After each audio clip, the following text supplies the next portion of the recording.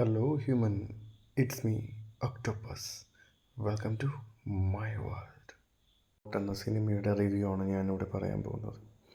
ഞാൻ കണ്ടതിൽ വെച്ച് വിജയുടെ സിനിമയിലെ ഏറ്റവും നല്ല കരിയർ ബെസ്റ്റ് സിനിമയാണ് കോട്ട്. ഇത് പറയുമ്പോൾ നിങ്ങൾ വിചാരിക്കും ഞാനൊരു വിജയ് ഫാനാണെന്ന്. ഒരിക്കലുമല്ല. പ്രത്യേകിച്ച് ഈ വിജയ് ഫാൻസുകാർക്കാണ് ഈ സിനിമ ഇഷ്ടപ്പെടാത്തത്. കാരണം സൂര്യയുടെയും മറ്റ് പലരുടെയും സയൻസ് ഫിക്ഷൻ സിനിമകൾ ഇവന്മാർ ട്രോളി സ്വന്തം നടൻ ആ സിനിമ അഭിനയിച്ചപ്പോഴത്തേക്കും അതിനും ട്രോളിക്കൊണ്ടിരിക്കുകയാണ്. അതിന് ഏറ്റവും കൂടുതൽ ഡിഗ്രേഡ് ചെയ്യുന്നതും ഈ വിജയ് ഫാൻസുകാർ തന്നെയാണ്. സിനിമയുടെ മോശമെന്ന് പറയാനായിട്ട് ഏജിങ് ചെയ്തിരിക്കുന്ന ആ ഒരു ടെക്നിക്സ്. ഞാൻ എൻ്റെ വീഡിയോയിൽ മുമ്പ് പറഞ്ഞതുപോലെ വിജയുടെ 16-17 വയസ്സുകാലത്തിൽ ആ കൊച്ചു പ്രായത്തിന് അഭിനയിച്ചിരിക്കുന്ന ഏജിങ് സ്വന്തം മകനെ വെച്ച് ചെയ്തിരുന്നെങ്കിൽ പോലും എത്തിക്കൂടെ ബെറ്ററാണ്. അത് തന്നെയാണ് ഇതിലെ ഏറ്റവും വേസ്റ്റ് പോരായ്മ. പിന്നെ എഡിറ്റിങ്ങിൻ്റെ മോശമെന്ന് പറഞ്ഞാൽ ആവശ്യമില്ലാത്ത സ്ഥലങ്ങളിലാണ് ഈ സിനിമയിൽ പാട്ടുകൾ കുത്തി നിരക്കി വെച്ചിരിക്കുന്നത്. സിറ്റുവേഷൻ അറിഞ്ഞുകൂടാത്ത രീതിയിലാണ് ഈ പാട്ടുകൾ ക്രിയേറ്റ് ചെയ്തിരിക്കുന്നത്. ഒരാളെ കൊന്ന ഉടനെ തന്നെ ആ പാട്ട് തുടങ്ങുന്നുണ്ട്. അത് എഡിറ്റിംഗ് ചെയ്തിരിക്കുന്നത് വളരെ മോശമാണ്. പിന്നെ പലരും പറഞ്ഞിട്ടുണ്ട് മ്യൂസിക് മോശമാണ്. മ്യൂസിക് ഒരിക്കലും മോശമല്ല. കാരണം പറഞ്ഞാൽ അയാൾ മ്യൂസിക് നല്ലപോലെ ചെയ്തിട്ടുണ്ട്, ബാക്ക്ഗ്രൗണ്ട് സ്കോറും ചെയ്തിട്ടുണ്ട്. ചില സമയങ്ങളിൽ അത് അടിപൊളിയായിട്ട് കയറി വരുന്നുണ്ട്. പക്ഷേ ആവശ്യമില്ലാത്ത സ്ഥലങ്ങളിലാണ് അതിനെ പ്ലേസ് ചെയ്തിരിക്കുന്നത്. അതാണ് ഇതിൻ്റെ ഏറ്റവും വലിയ പോരായ്മ. പിന്നെ സ്ഥിരം വിജയിലെ സിനിമകളിൽ കണ്ടുവരുന്ന പോലെ 3 ബൗൾക്കം തൊണ്ടയിലടിച്ച് കയറ്റുന്നതും അയാൾ വെയിറ്റിംഗ് പറയണതും പിന്നെ കുറച്ച് പഴയ കുത്തിയിരിക്കി വെച്ചിരിക്കുന്നത് അത് വളരെ മോശമാണ്. അതില്ലാതിരുന്നാൽ അയാളുടെ സിനിമകളിൽ കണ്ടതിൽ വെച്ച് ഏറ്റവും കരിയർ ബെസ്റ്റ് ആക്ടിങ് ഈ സിനിമയിലാണ്. പ്രത്യേകിച്ച് ആ വില്ലൻ ക്യാരക്ടർ, ജീവൻ എന്ന് പറയുന്ന ആ വില്ലൻ ക്യാരക്ടർ സൂപ്പർബായിട്ട് ചെയ്തിട്ടുണ്ട്. മുമ്പൊരു വില്ലനിസം കാണിച്ച് കോമാളിത്തരം കാണിച്ചത് അറിയാമല്ലോ.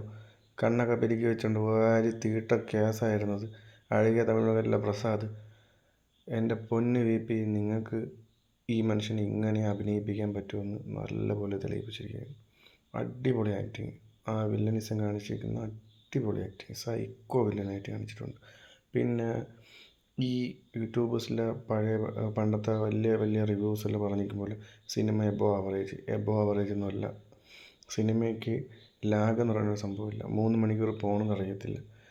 ഇവന്മാർ ഫുള്ള് കംപ്ലീറ്റ് ചെയ്യാതെയാണ് പ്രത്യേകിച്ച് ഈ റിവ്യൂ ചെയ്തിരിക്കുന്നവന്മാരെല്ലാം, പ്രത്യേകിച്ച് വിജയ് ഫാൻസും കൂടിയാണ് ഇവന്മാരെല്ലാം റിവ്യൂ ചെയ്തിരിക്കുന്നത്. സിനിമ ഫുള്ള് കാണാതെയാണ്. ഇത് സയൻസ് ഫിക്ഷൻ ആണെന്ന് ഒരിടത്തും പറയുന്നില്ല. പക്ഷേ ടൈറ്റിൽ അയാളെ സാധാരണ സിനിമകൾ ചെയ്തു വെച്ചിരിക്കുന്ന പോലെ അത് കഴിഞ്ഞിട്ട് സിനിമയിലുള്ള കുറച്ച് സീൻസ് എല്ലാം കാണിച്ചിട്ട് ലാസ്റ്റ് എൻഡിങ്ങിൽ ഇതിൻ്റെ ആ സയൻസ് ഫിക്ഷൻ എന്താണെന്ന് കറക്റ്റ് ഞാൻ പറഞ്ഞതുപോലെ തന്നെ അതിൽ കാണിച്ചിട്ടുണ്ട്. എന്താണെന്ന് വെച്ചാൽ ക്ലോണിങ്ങിൻ്റെ കറക്റ്റ് വ്യക്തമായിട്ട് കാണിച്ചിരിക്കുന്നു. അതിൽ വ്യക്തമായിട്ട് കാണിച്ചിരിക്കുന്നതെന്ന് പറഞ്ഞാൽ അതിൽ കൊന്നു കളഞ്ഞ മോൻ ക്യാരക്ടറിനെ അതിൽ എടുത്ത് കാണിക്കുമ്പോൾ തന്നെ അയാൾ നിൽക്കുമ്പോൾ തോന്നും. അത് കഴിഞ്ഞ് വേറൊരാളെ വീണ്ടും ക്ലോണിങ്ങിലൂടെ ചെയ്തിരിക്കുന്നത് കറക്റ്റ് പ്രോസസ്സിങ് നടക്കുന്ന കാണിക്കും.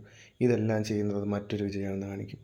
കാരണം ഇത് ക്ലോണിങ് വഴി 1, 2, 3 എന്ന് പറഞ്ഞിട്ട് ഉണ്ടായിക്കൊണ്ടിരിക്കുകയാണ്. അപ്പോഴാണ് എൻഡ് ആവുന്നത് ഗോഡ് വേഴ്സസ് ഒറിജിനൽ ഗാങ്സ്റ്റർ.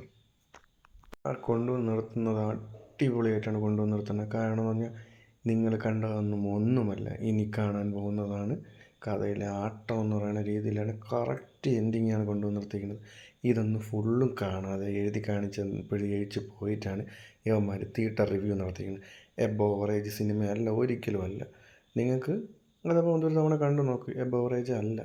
3 മണിക്കൂർ എന്ന് പറയുമ്പോൾ ഇത്രയും ലാഗ് അടിക്കുമെന്ന് തോന്നും. പക്ഷേ ലാഗ് എന്ന് പറയുന്നൊരു സംഭവമില്ല. ഇതിൻ്റെ സോങ് പ്ലേസ് ചെയ്തിരിക്കുന്ന രീതിയും എഡിറ്റിംഗാണ് ഏറ്റവും മോശമായിട്ടുള്ള. എഡിറ്റ് ചെയ്ത് തൊലച്ചതാണ്. സ്റ്റോറി വൈസ് അടിപൊളി സ്റ്റോറിയാണ്. അതിന് എടുത്തു വച്ചിരിക്കുന്ന മേക്കിങ് കൊള്ളാം. പക്ഷേ എഡിറ്റിങ്ങിലാണിത് ഫ്ലോപ്പായി പോയത്. ഇതിൽ ഫുൾ വിജയുടെ കളിയാണ്. അത്രയും അയാളെ കൊണ്ട് ഇങ്ങനെ അഭിനയിപ്പിക്കാൻ പറ്റുമെന്നുള്ളത് തന്നെ ഏറ്റവും ബെറ്ററാണ്. കണ്ടുവരുന്ന പല തീട്ട കേസുകളെക്കാട്ടി അടിപൊളി അഭിനയം.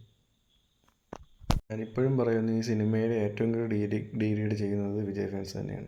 കാരണം ഞാൻ പറഞ്ഞില്ലേ, പല സയൻസ് ഫിക്ഷൻ സിനിമകളെയും ട്രോളി ഈ സ്വന്തം ഫാൻസിൻ്റെ അഭിനയിച്ചാൽ പോലും അമ്മ ട്രോളിൻ്റെ ഗതിയായിട്ടുണ്ട്. കാരണം എന്ന് വെച്ചാൽ അമ്മർക്ക് അത് ദഹിക്കില്ല. അമ്മർക്ക് ഈ മസാല പടങ്ങൾ മാത്രമേ ഇഷ്ടമുള്ളൂ. ഫിക്ഷൻ ടൈപ്പുകളൊന്നും ഇഷ്ടപ്പെടത്തില്ല. ഫിക്ഷൻ എന്താണെന്ന് പോലും അറിയാത്ത തീട്ട കേസുകളാണ് ഇതിനെയൊക്കെ ട്രോളുന്നത്. കറക്റ്റ് രീതിയിൽ എടുത്തു വച്ചിട്ടുണ്ട്. എഡിറ്റിംഗ് മോശമാണ്, മ്യൂസിക് പ്ലേസ് ചെയ്തിരിക്കുന്നത് മോശമാണ്. അതുമാത്രമല്ലാതെ ഈ സിനിമയിൽ ഡി ഏജിങ് ചെയ്തിരിക്കുന്ന അത് കാർട്ടൂൺ പോലെ ആയിട്ടിരിക്കുന്ന അതും കുറച്ച് മോശമാണ്. അല്ല, സ്റ്റോറി വൈസും അതിൻ്റെ കൂടെ ഈ പ്രത്യേകിച്ച് അഭിനയിച്ചിരിക്കുന്നത് നല്ല രീതിയിൽ അഭിനയിച്ചിട്ടുണ്ട്. കരിയർ ബെസ്റ്റ് എന്ന് തന്നെ പറയാം. ഇതിനു മുമ്പേ അയാളുടെ ഒരു സിനിമ എടുത്ത് പറയാനായിട്ട് കരിയർ ബെസ്റ്റ് അഭിനയം എന്ന് പറയാനായിട്ട് സിനിമ മെർസലിലെ അച്ഛൻ ക്യാരക്ടർ ചെയ്ത സിനിമ കൊള്ളാം. പിന്നെ അതുപോലെ തന്നെ ബിഗിലെ രായപ്പൻ കൊള്ളാം. ഇത് അതിനേക്കാളും 10 ഇരട്ടി മുകളിൽ നിൽക്കും ഇതിലെ ഗാന്ധി. അതിനൊരു 100 ഇരട്ടി മുകളിൽ നിൽക്കും ഇതിലെ ജീവൻ എന്ന് പറയുന്ന ക്യാരക്ടർ ചെയ്തിരിക്കുന്ന മകൻ്റെ ക്യാരക്ടർ. അടിപൊളി വില്ലൻ, സൂപ്പർ ആക്ടിങ്. നിങ്ങൾക്ക് കണ്ടു നോക്കിയിട്ട് അഭിപ്രായം പറയാം.